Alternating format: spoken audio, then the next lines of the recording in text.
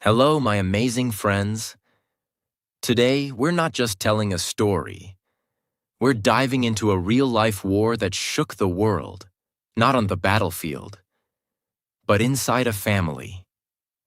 This is a story about two brothers, not just any brothers.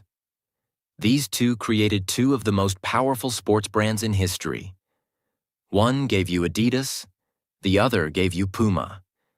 But behind those brands was a family torn apart by ego, pride, betrayal, and silence that lasted a lifetime. In this video, you won't just learn a story. You'll learn about family and business, loyalty and competition, success and regret. And most importantly, you'll practice your English listening while enjoying every second of this journey. Because I'll tell it in simple, clear English, just like a movie. So you can improve your English and learn something powerful about life and business at the same time. This story is not fiction. It's 100% real. And it will change the way you look at family, success, and even your favorite shoes. So grab your earphones, open your heart, and get ready. Because this is the Billion-Dollar Family War. The true story of Adidas versus Puma. Let's begin with Part 1. The Brothers Who Built a Dream. Part 1. The Brothers Who Built a Dream. 1898 to 1924.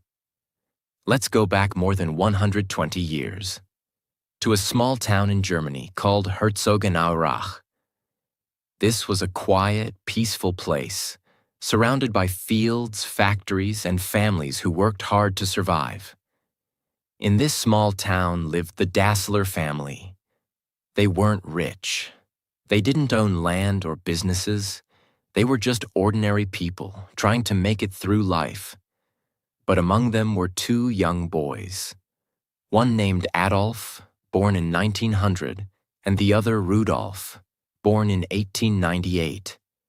Their friends called Adolf by a short name, Adi, and that little nickname would one day become a part of every shoe store in the world.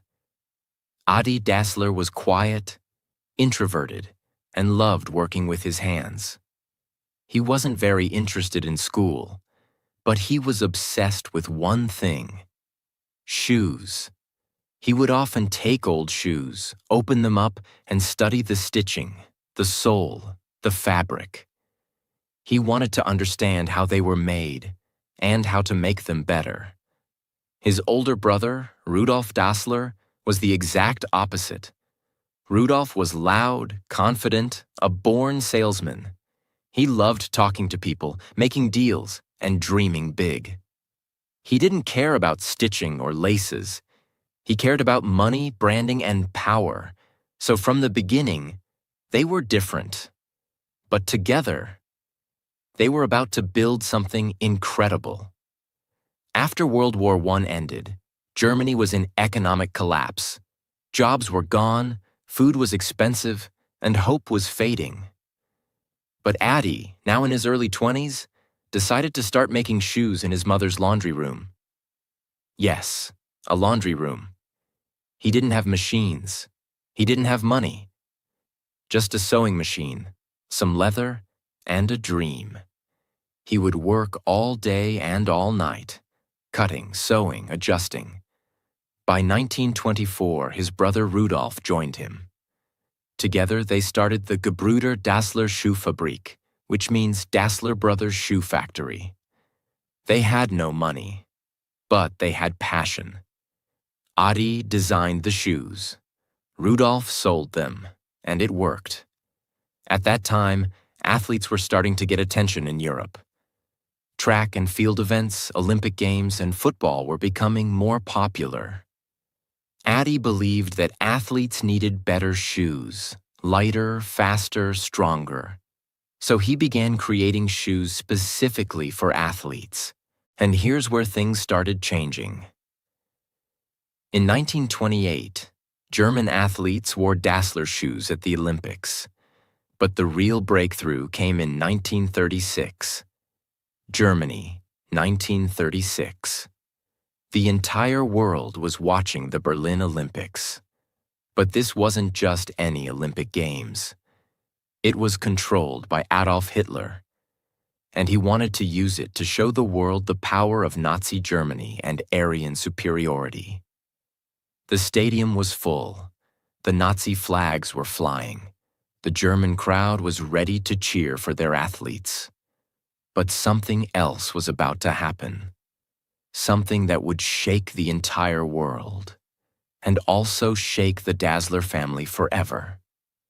In the middle of this political chaos arrived Jesse Owens, a young African-American sprinter from the United States.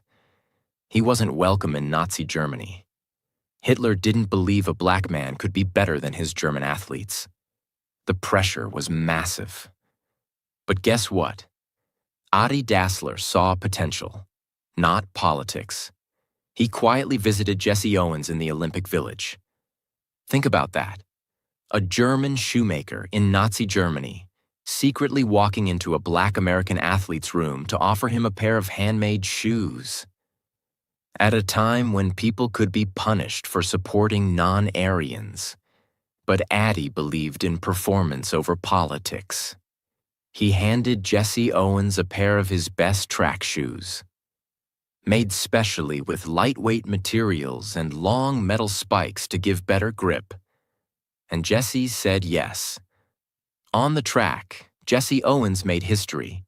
He won 4 gold medals, 100 meters, 200 meters, long jump, and 4x100-meter relay. The stadium was silent. Hitler was humiliated. But the world was amazed. And guess what shoes Jesse was wearing? Dassler shoes. This moment turned the Dassler brothers' business from a local German company into an international sensation. After the 1936 Olympics, Dassler shoes became known across Europe and even in America. Orders began pouring in. From just a few dozen shoes a week, they were now receiving thousands of orders from all over the world. By the late 1930s, they were producing over 200,000 pairs of shoes every year. They were no longer a small factory. They were a sports empire in the making. But with success came tension. Even though the business was booming, things inside the Dassler family were starting to fall apart. Rudolf, the older brother, believed he was being pushed aside. He thought Adi was getting all the attention, especially after the Jesse Owens victory. Adi was focused on athletes and innovation. Rudolf was focused on sales and expansion, and both of them started believing that the other was trying to take control. Worse, their wives didn't get along. They lived in the same house, but each family occupied a separate floor. The tension wasn't just in business, it was in their home, every day. They started arguing more, about decisions, about money, about who deserved credit. Even small things became big fights. The Dassler factory, once built on teamwork, was now filled with suspicion. And then came World War II. When World War II began, everything changed. The German economy collapsed again. Factories were taken over by the military. Men were being sent to fight. The Dassler factory was forced to start making military equipment, including army boots and weapons parts, instead of sports shoes. Adi stayed behind to run the factory and try to protect it. Rudolf was drafted into the German army and sent to fight. This made Rudolf furious. He believed Adi used his influence to stay safe at home, while Rudolf risked his life on the battlefield. Letters between them stopped. Trust disappeared completely, and something even darker happened. In 1945, when Nazi Germany began to collapse and the Allied forces entered German towns, they started arresting anyone suspected of being a Nazi supporter. Rudolph was captured and interrogated by American soldiers. But here's the shocking part. Rudolph believed that Adi had reported him to the Americans to get rid of him and take full control of the business. There is no full proof that Adi actually did it. But Rudolph was 100% sure, and he never forgave him. He was eventually released, but by then it was over. Their bond as brothers completely destroyed. Their company torn in two. After the war, the Dassler brothers could no longer work together. They divided the factory. Adi stayed on one side and took his half of the workers. Rudolph took the other half. The people of Herzogenaurach, their small town, were now split too. Families had to choose sides. Even the town's football teams began wearing different shoes. One side wore Adi's brand, the other wore Rudolph's. The brothers built two separate entrances to the same factory building. They stopped talking completely, not a word, for the rest of their lives. And then they created two new companies. Part 2. The Rise of Adidas and Puma. How a family fight became a billion-dollar war, 1948 to 1960s. Two brothers, one town, one family torn apart. And now, two brands were born from that pain. Adi Dassler created Adidas. Rudolf Dassler created Puma. But this wasn't just about shoes anymore. This was now war. Silent, personal, and very, very public. Let's go deeper into the world of rivalry, revenge, and rising empires. In most towns, neighbors talk to each other. Kids play together. People visit each other's homes. But in Herzogenaurach, everything changed after the factory split. The entire town took sides. If your family worked at Adidas, you didn't talk to those who worked at Puma. If you wore Puma shoes, you didn't marry someone who wore Adidas. Even butchers, bakers, and barbers chose sides. Locals started calling it the town of bent necks, because before people talked to you, they would look down at your shoes to check which brand you were wearing. This rivalry wasn't just business, it was personal. Let's talk about how the two brothers grew their companies so differently. Adi Dassler's Adidas. Adi focused on innovation. He created shoes that were lightweight, comfortable, and built for performance. He listened to athletes. He adjusted the design again and again to help them win. He wasn't chasing money. He was chasing excellence. And it worked. He registered the famous 3 stripes as Adidas's signature look. He believed, the stripes aren't just decoration. They make the shoe stronger. That design would later become one of the most recognized symbols in the world. Rudolf Dassler's Puma.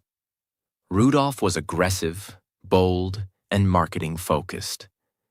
He knew how to make deals, negotiate sponsorships, and push the brand into the spotlight. He believed that speed and strength were Puma's identity, and even chose the name Puma to reflect that. While Adi was in the workshop with shoes, Rudy was in offices, meetings, and sponsorship contracts. They both had different styles, but both were now playing on a global field. In the 1950s, Adidas made a major move that changed everything. Adi Dassler began working directly with Olympic athletes, helping them choose the right shoes, adjusting spikes for sprinters, and even customizing shoes for individual events. His most famous innovation? Removable spikes. This allowed sprinters to change the length of their spikes based on the weather and the track. At the 1952 Helsinki Olympics, Adidas shoes helped athletes win gold medals, and Adidas became the official choice of many national teams. This was a huge blow for Puma. Rudolf realized that Adidas was becoming the official shoe of champions, and he couldn't let that happen. So what did he do?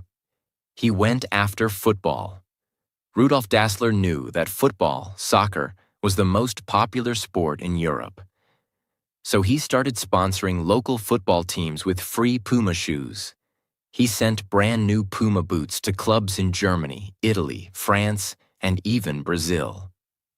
And in 1958, Puma did something clever. They gave their football boots to a young Brazilian team that no one had heard of. That team went on to win the World Cup. That team's name? Brazil. And their star player? A teenager named Pelé. Now this is where the story gets even more dramatic. By the 1960s, Pelé had become the most famous footballer in the world. Both Adidas and Puma wanted him badly. But their rivalry had become so toxic, so expensive, that both companies agreed on something shocking. They made a secret Pelé pact. It said, neither Adidas nor Puma will sign Pelé. He is too expensive. This fight must stop. Both brothers agreed to stay away from Pelé, but Rudolf Dassler couldn't resist. Just before the 1970 World Cup final, Puma made a move behind Adidas's back. They paid Pelé $120,000, around $1 million today, to wear Puma shoes. But here's the genius part. Before the game started, as the world was watching on TV, Pelé walked to the center of the field, bent down in front of the cameras, and tied his Puma laces slowly, clearly, and confidently. It was like a global advertisement in real time. And Adidas was furious. Puma had broken the pact and won the world's attention. After this move, Puma became a global force in football. Sales exploded. But Adidas wasn't falling behind. They continued dominating in track and field, tennis, and even basketball. By the late 1960s, Adidas was selling over $50 million worth of shoes every year. Over $450 million in today's money. Puma was right behind, not as big, but growing fast, especially in South America and Europe. Their competition was so intense that both brands spied on each other's designs, copied each other's ideas, poached each other's athletes, and even sabotaged each other's events. This wasn't just business anymore. It was war disguised as branding. As the 1960s ended, both Adi and Rudolf were old men. They had built global empires. Their shoes were worn by Olympians, World Cup champions, NBA stars, and street kids everywhere. But they had one thing missing: peace. They never spoke again. Not a letter, not a handshake, not a word. They refused to attend each other's events. They avoided the same restaurants. They even refused to be buried together. Adi and Rudolf Dassler died as strangers, living just a few hundred meters apart. A family war that built two empires, but destroyed a brotherhood. The Dassler brothers were now gone. Adi Dassler died in 1978 at age 77. Rudolf Dassler died in 1974 at age 76. They were buried in the same cemetery. But on opposite sides, as far from each other as possible, their war had ended. But their companies were just getting started. Because now, the fight wasn't about family anymore. It was about world domination. Adidas and Puma were no longer just sports brands. They were entering a new battlefield: music, fashion, youth, identity, power. Let's dive in. It's the early 1980s in New York City. Graffiti covers the subway. Boomboxes blast music on the streets. Young kids from the Bronx are creating something the world has never seen before. Hip-hop, rap, DJing, breakdancing, street culture. And what were they wearing? Adidas Superstars. These were simple black and white sneakers, originally made for basketball players in the 1970s, but now they were on the feet of dancers, rappers, rebels, and artists. And then, something magical happened. In 1986, a rap group from Queens named Run DMC released a song called My Adidas.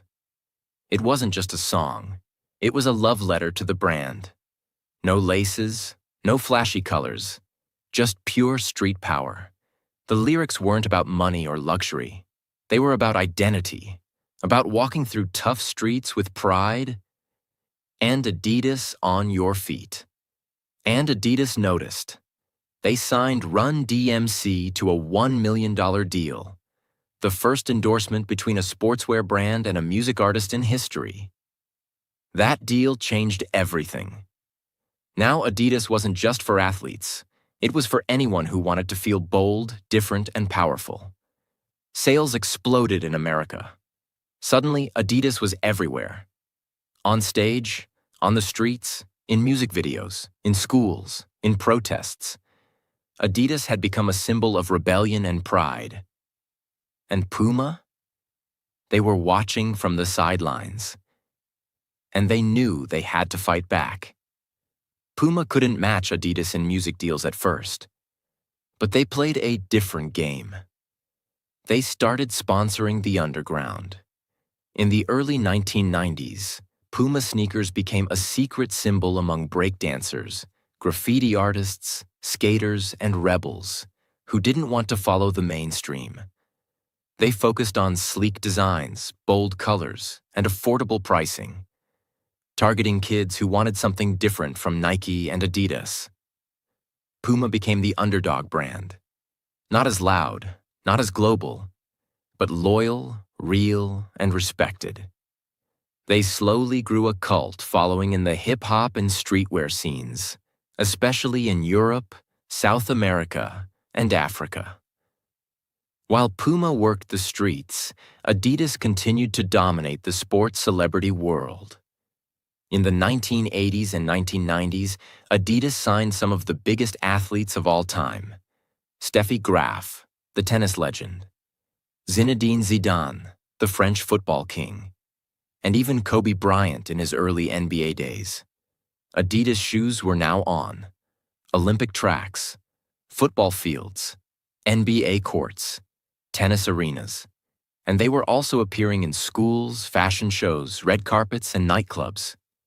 Adidas was now a global lifestyle brand, worn by athletes and artists, celebrities and students, rich and poor. And Puma? They were about to make their biggest move yet. In the late 1990s, Puma was struggling financially. Their sales were dropping. They were behind Adidas, Nike, Reebok, and others. But then, a new CEO named Jochen Seitz took charge. He was only 30 years old, the youngest CEO in Germany at the time, and he had a bold idea. Let's stop trying to copy Adidas or Nike. Let's become the fashion-forward, street-style, lifestyle brand that everyone else is afraid to be. Under his leadership, Puma shifted direction. They hired fashion designers, artists, and even models to redesign their shoes. They made deals with Fenty by Rihanna, Alexander McQueen, and Jay-Z later on. Suddenly, Puma wasn't just back. They were cool, chic, and different. Now, the branding difference between Adidas and Puma became very clear. Adidas Puma. Clean, sporty, classic look, bold, edgy, street style. Focused on performance, focused on fashion and culture. Famous three stripes, iconic jumping Puma logo. Global athlete sponsorships, underground celebrity deals. Both were winning in different ways. But the old family war was now a global brand rivalry. Business numbers. Who was winning? By the end of the 1990s, Adidas was earning over $5 billion per year. Puma had crossed $1 billion per year, making a big comeback. Both brands had gone public. Adidas in 1995, Puma earlier, trading on international stock markets. But here's what was interesting. Adidas had become a giant. Puma had become a survivor. And both were still headquartered in the same small town in Germany, Herzogenaurach. Still separated, still bitter, still competing, even after the brothers had died. By the end of the 1990s, a new culture had formed. Streetwear. It wasn't just fashion. It was a movement, a mix of sports, music, skateboarding, politics, identity, and Adidas and Puma were at the heart of it. In cities like New York, Paris, London, and Tokyo, people were choosing sides.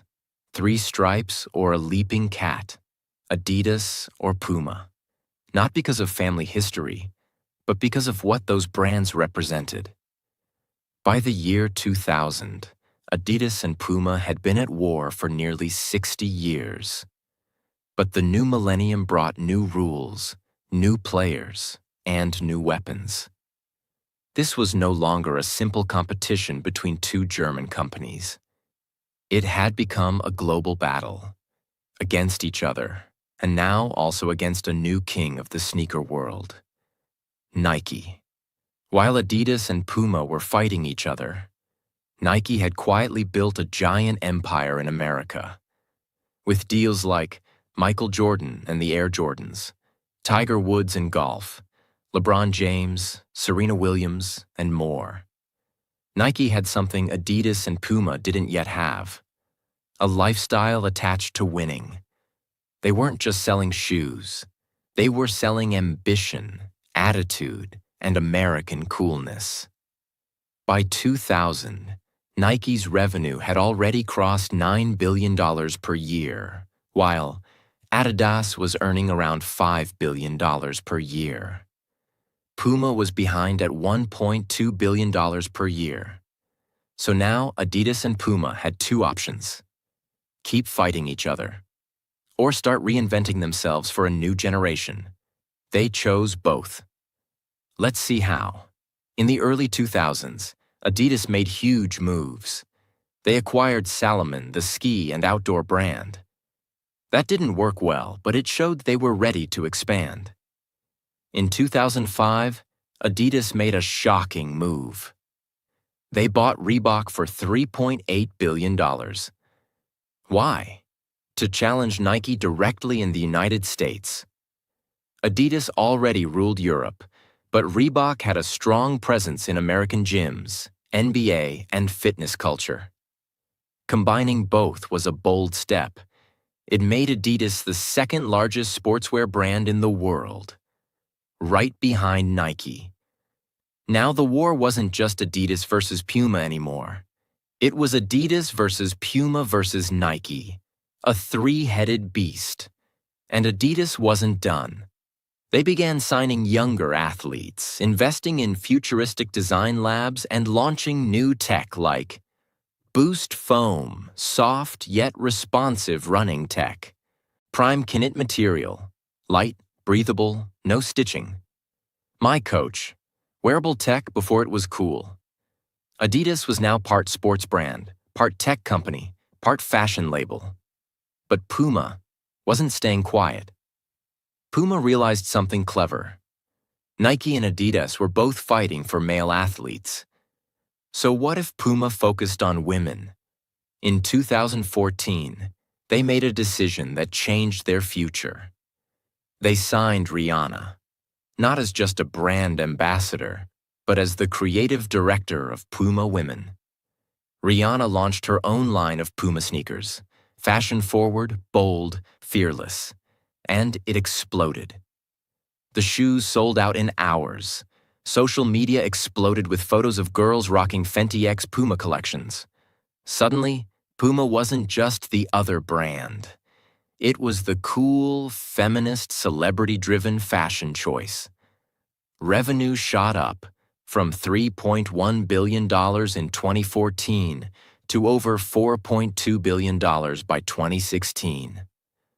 Puma had officially staged a comeback, using music, fashion, and female empowerment. And Adidas saw it. and responded fast.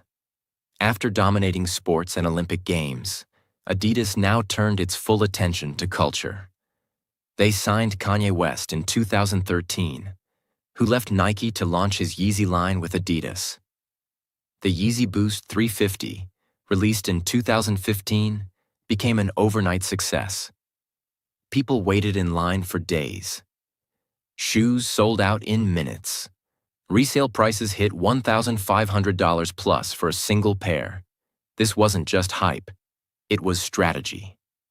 Adidas now had Kanye West, Pharrell Williams, Beyoncé, later with Ivy Park, James Harden, NBA, Paul Pogba, Lionel Messi, and Mo Salah, football. They weren't just sponsoring athletes. They were sponsoring culture shapers, and it worked. By 2015, Adidas's revenue crossed $17 billion per year. Puma was at $4 billion per year, growing steadily, but still behind. Before 2010, shoe companies had to use TV commercials, magazine ads, posters. But now, Instagram, Twitter, YouTube, TikTok. And in this world, speed, storytelling, and relatability became everything. Adidas adapted faster. They launched bold campaigns like Here to Create, Impossible is Nothing, collaborations with top YouTubers and creators. Their visuals were clean. Their message was clear. Their shoes became fashion pieces, not just sportswear. Puma, meanwhile, focused on authenticity, showing behind-the-scenes, raw energy, and influencer deals in street-style communities. They weren't trying to look rich. They were trying to look real.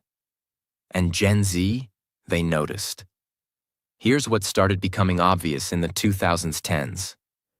Nike was the king of high performance and motivation. Adidas became the king of tech and culture. Puma became the king of attitude and everyday cool. The three giants were now playing different games with different messages.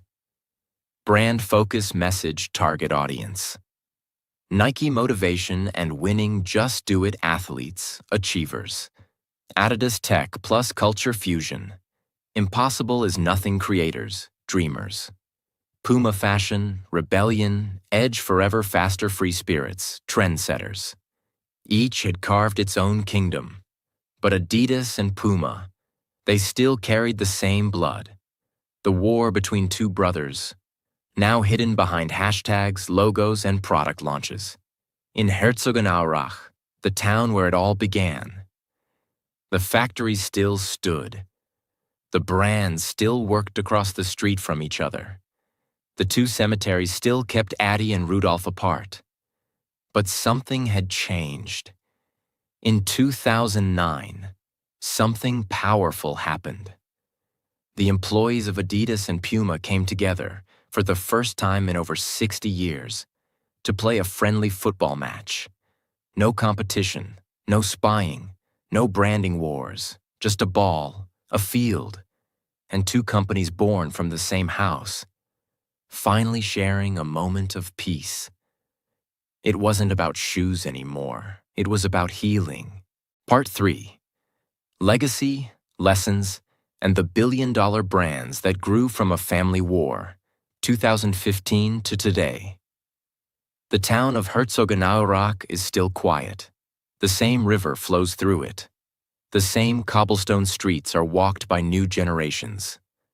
And just across that river still stand two massive global companies, one with 3 stripes and the other with a leaping cat. But what happened after all the fame, the fashion, the billions, and the bloodline?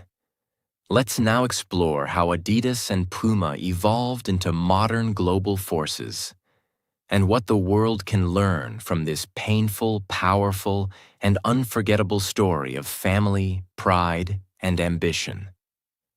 After the deaths of Adi and Rudolph, their children and grandchildren did not continue running the companies. That's right. The Dassler family no longer controls Adidas or Puma. Both companies went public. which means they are now controlled by shareholders, CEOs, and global investors, not family members. The businesses outgrew the blood, but their names still remain on records, museum walls, old factories, and of course, in the soul of the brands. Even now, the town of Herzogenaurach still feels that old, invisible tension. 2 factories, 2 headquarters, 2 histories. But now, the next generation no longer carries hate. They carry business lessons, history, and a silent respect for what once was. Let's talk about what Adidas became in the last decade. After its bold moves in tech, fashion, and athlete endorsements, Adidas went beyond just sports. It became a statement. Revenue growth. In 2017, Adidas crossed $21 billion in annual revenue. In 2021, it hit nearly $23 billion. And their products are now sold in 190-plus countries. From the streets of Tokyo to the malls of Dubai. They operate 2,000-plus stores globally and employ over 59,000 people worldwide. But it's not just about money. Adidas has taken big steps into sustainability with their Parley Ocean plastic shoes, digital innovation, with sneaker NFTs, apps, and custom design tools, equality and activism, supporting Black Lives Matter, LGBTQ+ athletes, and mental health campaigns. They're not just a shoe company anymore.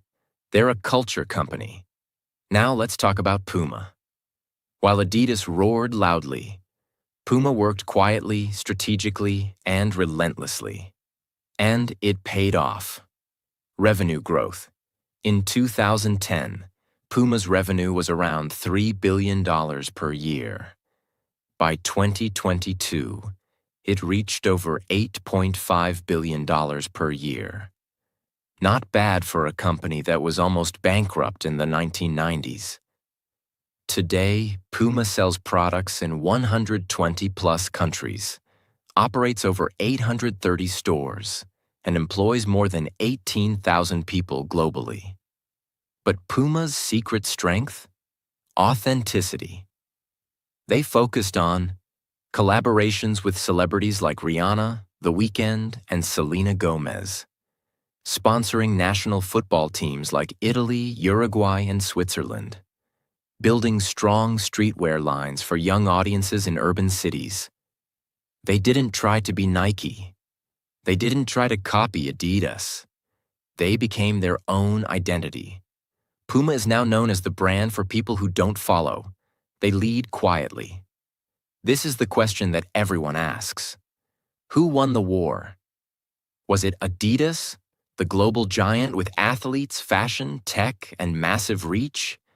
Or was it Puma, the underdog who never gave up and found its own lane? Let's break it down honestly. Category Adidas Puma. Annual revenue $20 to $23 billion, $8 to $9 billion. Global reach 190-plus countries, 120-plus countries. Employees 59,000 plus 18,000 plus product categories: sports, streetwear, fashion sports, streetwear, fashion. Market position second largest after Nike, top 5 global sportswear. Cultural impact, massive, growing, strong brand identity, performance plus creativity, rebellion plus authenticity. So, the business winner? Adidas. But the real question is, was it worth it? Because even though Adidas became bigger, the family lost everything. 2 brothers became enemies. Their children lost their family business.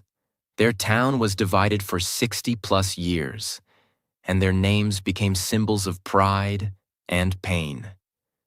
So maybe there's no winner. Maybe the only winner was the lesson. This story is not just about shoes. It's about life, about how pride, ego, and silence can destroy everything. Think about it. What if Adi and Rudolph had talked? What if they forgave each other? What if their children grew up together instead of apart? We might have had a Dassler empire even bigger than Nike. We might have seen a brand that stood for family unity. But instead, we saw what happens when people choose ego over empathy. The lesson? Sometimes the biggest wars don't happen between countries.